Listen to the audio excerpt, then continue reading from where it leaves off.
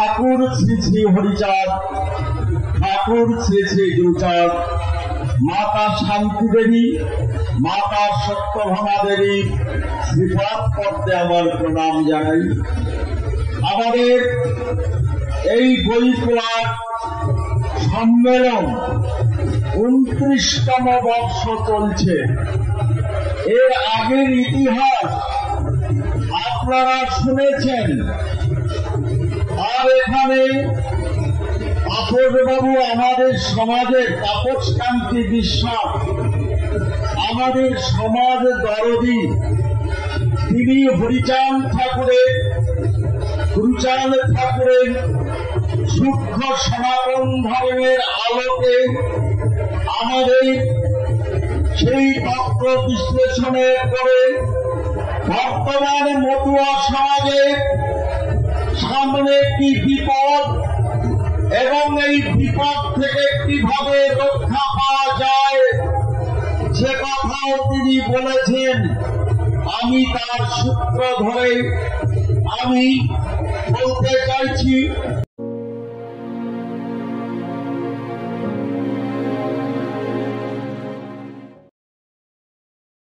যে 29 বছর আগে কাশীপুর গ্রামে আমার গুরুদেব নীলকান্তি গোসাইয়ের বাড়িতে, এই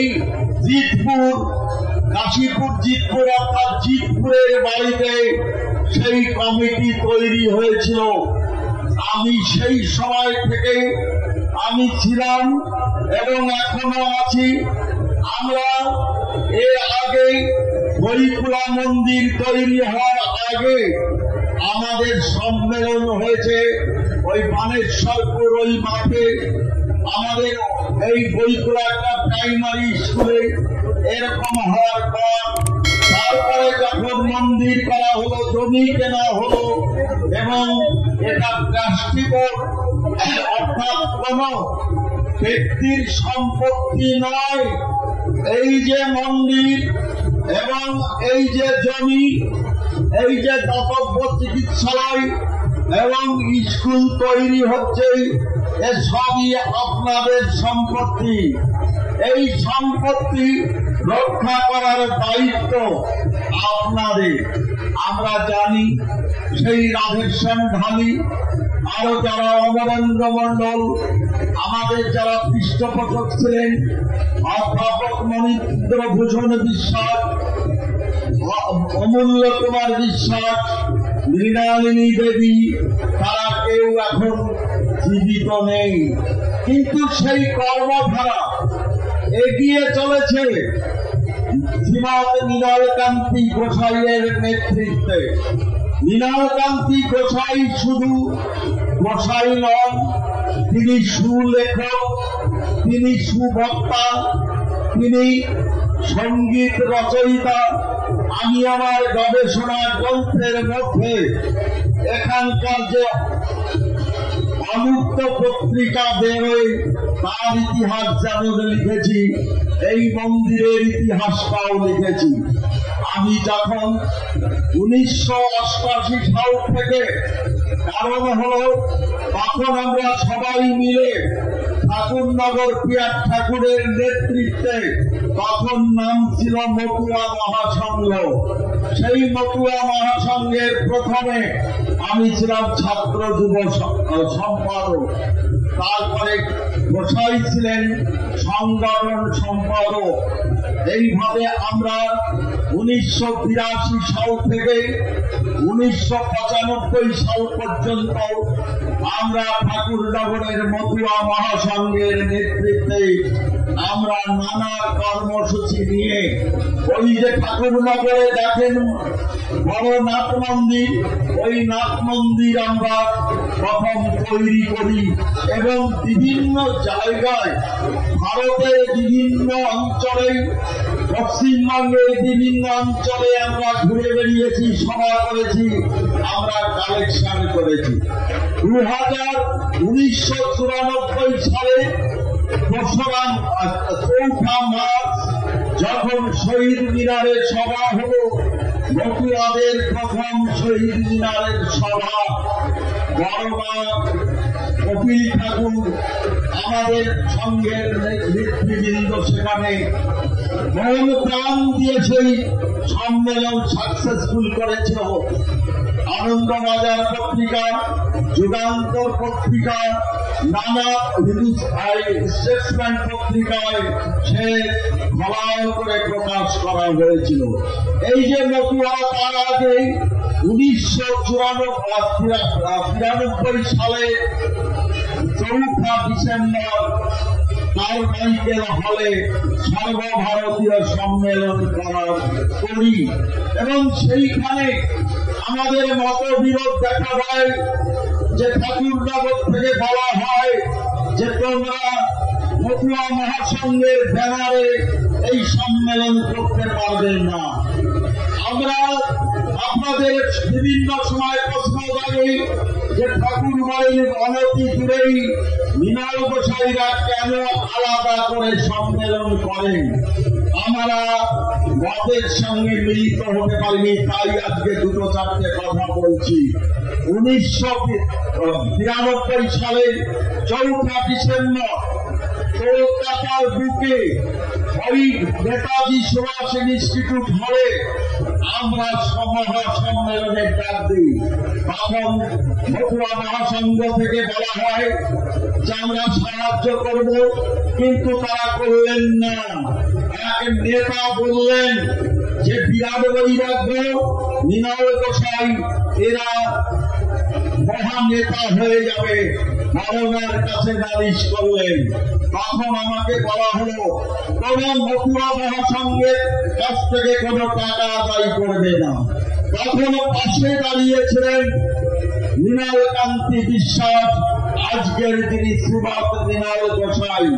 তার সাহায্য পেয়ে সেখানে উপস্থিত হয়েছিলেন প্রধান অতিথি প্রাক্তন স্পিকার অপূর্বলাল মজুমদার, ডক্টর তুষার চট্টোপাধ্যায়, ডক্টর আশুতোষ ভট্টাচার্য, ডক্টর অসিত বন্দ্যোপাধ্যায় এবং ভারতের প্রাক্তন কেন্দ্রীয় শিক্ষামন্ত্রী ডক্টর প্রতাপ চন্দ্র এবং রাস্তাঘাট সমস্ত ব্লক হয়ে গেছিল, এত মানুষ উপস্থিত হয়েছিলেন। সেই দিনে মতুয়া মহাসংঘের থেকে কেডি বিশ্বাস, গণপতি বিশ্বাস সবাই গেছিলেন। তারা বাড়ি এসে বললেন, মা শহীদ মিনারে মিটিং করতে হবে, বিরাট বৈরাগ্যরা দেখিয়ে দিয়েছে কলকাতায় মিটিং করা যায়। এবং আমরা 94 সালের সেই 10রা মার্চ সেই সম্মেলনে আমরা ঝাঁপিয়ে পড়ে করলাম, কিন্তু 64,000 টাকা আমাদের বাকি উদ্বৃত্ত ছিল।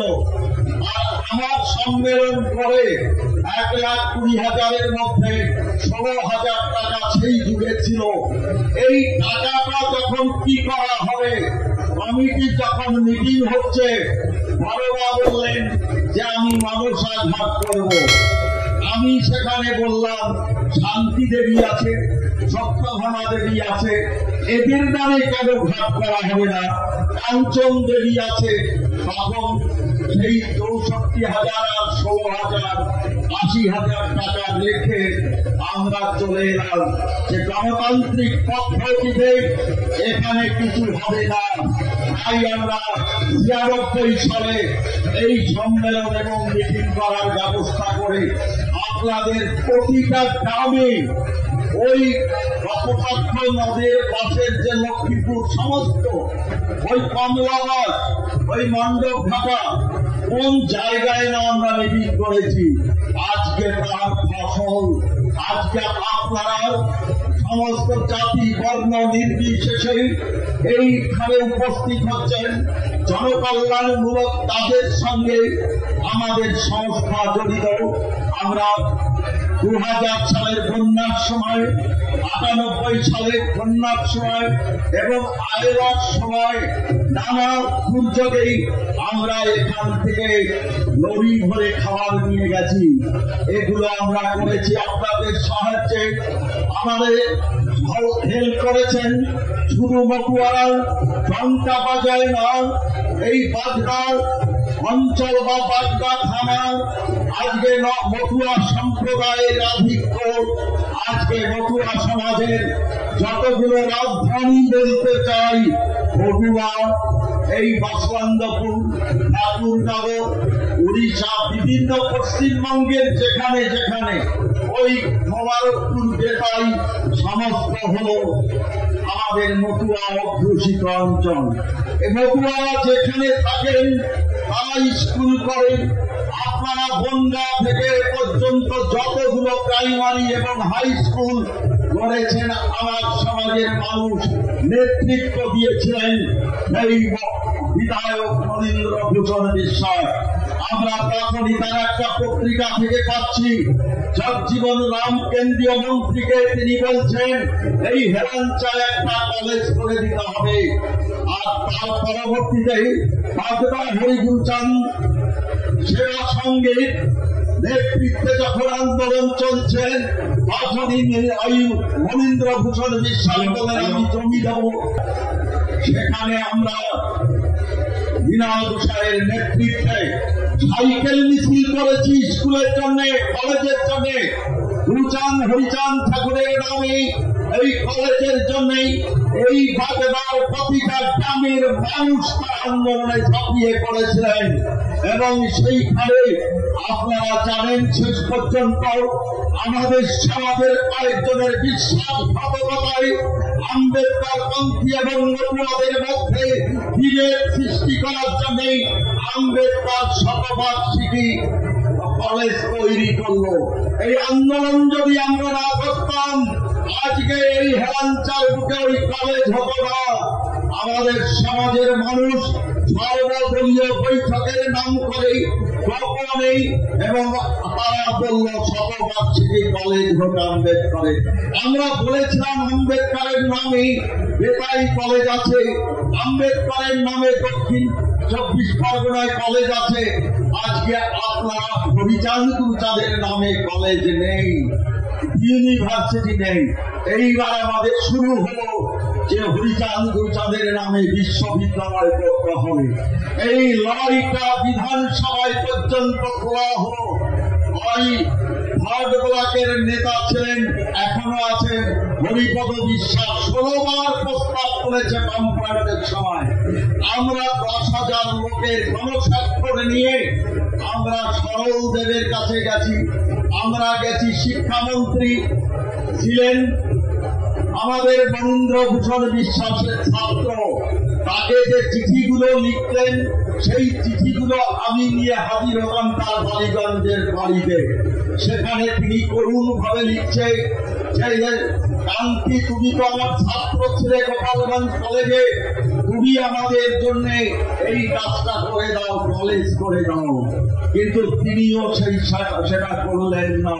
কারণ আমার সমাজের মানুষ ব্রাহ্মণ্যবাদী রাজনৈতিক দলের ছাত্র এমএলএ মন্ত্রী হলেও তারা কখনো বুক বুঝে ছাড়া স্বাধীনভাবে মত প্রকাশ করতে পারেন না। উনি যখন মন্ত্রী সভা থেকে কাজ দিল না, মহাবোধি সোসাইটি হলেই আমি ছিলাম প্রধান বক্তা, উনি ছিলেন বিশেষ অতিথি। সেইখানে আমি তুলে ধরেছিলাম যে আমার সমাজের মন্ত্রী থাকলেন 34 বছরের মতো, কিন্তু আমার সমাজের মানুষ তারা একটা কলেজ পেয়েছিলেন তার কাছে। উনি সেই কথাটা জ্যোতিবাবুর কাছে বা বুদ্ধদেব ভক্তদের কাছে পৌঁছাতে পারলেন না। আমরা জানি যে ওই মনোবাদী রাজনৈতিক দলের মাধ্যমেই আমাদের আশা পূর্ণ হবে না। এরপরে আমরা যে আন্দোলন করলাম, করার পরে পিয়ার ঠাকুরের নামে গভর্নমেন্ট কলেজ দিলেন। 2018 সালের 23শে জুলাই আমরা শিক্ষামন্ত্রী প্রাক্তন পার্থ চ্যাটার্জির কাছে গেলাম। আমাদের মুখপাত্র হয়ে যিনি আমাদের নেতৃত্ব দিয়ে নিয়েছিলেন, তিনি তার নাম আজকের অনুষ্ঠানে আমাদের তাপর বিশ্বাস মহাশয়। তাপস একটু উঠে দাঁড়ান, তাপর বিশ্বাস বিরাট বৈরাগ্য। এই যে আমরা যে কয়জন গ্রাম আমরা তুলে ধরলাম, ভারতবর্ষের অবিভক্ত ভারতে হরিচাঁদ ঠাকুর জন্মেছিলেন। গুরুচাঁদ ঠাকুর জন্মেছিলেন তারা অবিভক্ত ভারতে পূর্ববঙ্গে ব্রিটিশ শাসিত বঙ্গেই তারা এতগুলো স্কুল করেছিলেন। একটা তথ্য পেলাম এক জায়গা থেকে, সেখানে যে ইংরেজিতেই লেখা রয়েছে যে সেটাও তুলে ধরলাম। ঢাকা ডিভিশনে একেবারে ওই কথাগুলো রয়েছে নমসূত্র ছাত্রদের জন্য 1767টি বিদ্যালয় এখানে অনুমোদন করলো ব্রিটিশ সরকার। তাহলে 1910 সালের মধ্যে এটা অনুমোদন হল। যারা বলেন হরিচাঁদ ঠাকুর কি করেছেন, গুরুচাঁদ ঠাকুর কি করেছেন, আমার সমাজের যে শিক্ষিত মানুষগুলো তাদের আজকে এই কথার মাধ্যমে বিনয়ের সঙ্গে জানাতে চাই, হরিচাঁদ গুরুচাঁদ আন্দোলন না করলে, মতুয়ারা আন্দোলন না করলে আমরা চন্ডাল গালি মুক্ত হতাম না, আমরা স্কুল কলেজের অধিকার পেতাম না। আজকে আমাদের মনে রাখতে হবে যে সেইখানে 2018 সালের 23শে জুলাই আমাদের সেই দাবিগুলো যা হরিচাঁদ গুরুচাঁদ ঠাকুরের নামে বিশ্ববিদ্যালয় করতে হবে। হরিচাঁদ গুরুচাঁদ ঠাকুরের নামে যে 6টা দাবি ছিল তার মধ্যে 1 নম্বর দাবি ছিল এটা। আজকে আমরা সেই বৎসরই তারা আমাদের তাই এমনি এই কলেজ বা ইউনিভার্সিটি হয়নি, মতুয়ারা আন্দোলন করেছিলেন এবং সেই আন্দোলনে প্রথম যিনি নেতৃত্ব দিয়েছিলেন আর কেউ নয়, আমাদের সর্বজন শ্রদ্ধেয় আমাদের শ্রীমত মৃণাল গোসাই এবং বাগদা হরিগুরুচাঁদ ভক্ত সেবা সংঘ। আজকে ওই যে ত্রিকোণ পার্কের ওইখানে মোড়ে আমরা স্ট্রিট কর্নার করে আমরা সেখানে 3টে রাস্তা ব্লক করে দিয়েছিলাম। গ্রামে গ্রামে সাইকেল কয়েক হাজার নিয়ে আমরা সাইকেল মিছিল করেছিলাম জনগণকে সতর্ক করে সচেতন করার জন্য। এগুলো রাজনৈতিক দলের মাধ্যমে পৌঁছাতে লাগলো। লাস্ট পর্যন্ত বুদ্ধদেব ভট্টাচার্য হরিচাঁদের নামে কলেজ উদ্বোধন করে গেলেন, শিলান্যাস করে গেলেন আর 5 কোটি টাকা দিয়ে গেলেন। এরপরে পালা পরিবর্তন হল। আমাকে উপেন্দ্রবাবু বলেছিলেন বিরাট যে 5 কোটি টাকা ওই সরকার রেখে গেছিল এই কলেজের জন্য, তার হিসাব আমি পেলাম না। তাই পরবর্তীতে হরিচাঁদ গুরুচাঁদ বিশ্ববিদ্যালয় করার জন্য মতুয়ারা লড়াই করেছে। মতুয়ারাদের অঞ্চল যেখানে যাবেন বগুড়া, মাছদিয়া, বেতুয়াডাহরি, দেবগ্রাম, মালদা, ওই দিনাজপুর, এই সমস্ত জায়গায় মতুয়ারা যেমন ডঙ্কা বাজায়, মতুয়ারা যেমন হরিবল দেয়, সিংহের বাচ্চার মতন তারা হরিবল দেয়, তেমনি তারা নিজের অধিকার বজায় করার জন্যই তারা ঝাঁপিয়ে পড়ে, তারা হরিবলে বাঁকুড়া হয়ে তাদের শক্তি যোগায় হরিচাঁদ, শক্তি যোগায় গুরুচাঁদ। আজকে যে বিপদের আশঙ্কা করছেন আমাদের আসামে 25 বছর কংগ্রেস সরকার ছিল, রাজনৈতিক কথাবার্তা এসে যায় জাতির সম্মানের মুখে, সেখানে বাঙালিদের বলল সেখানে একমাত্র নমসূত্র কমিটি হল 1 কোটি, 1 কোটির উপরে আমাদের সেখানে সংগঠন গড়ে উঠল বিভিন্ন জায়গা থেকে। এইবার হলো আসামে সরকার পরিবর্তন হলো, সদানন্দ বিশ্বনাথের নেতৃত্বে সরকার গঠন হল।